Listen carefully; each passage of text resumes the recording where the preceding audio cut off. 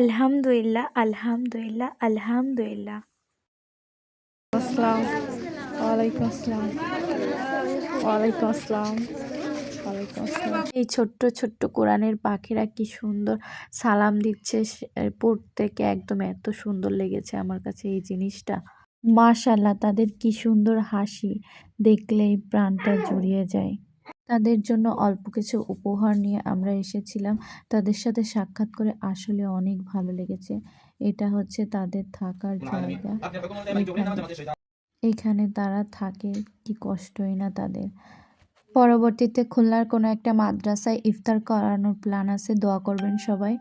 আর এটা লোকেশন বাগেরহাট মাজার রোডে এসে খান জাহানি হাফিজা মাদ্রাসা, এতিমখানা ও লেলা বোর্ড।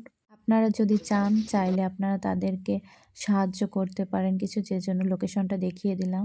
ভালো থাকবেন, সুস্থ থাকবেন, আমার জন্য দোয়া করবেন সবাই। আল্লাহ হাফিজ।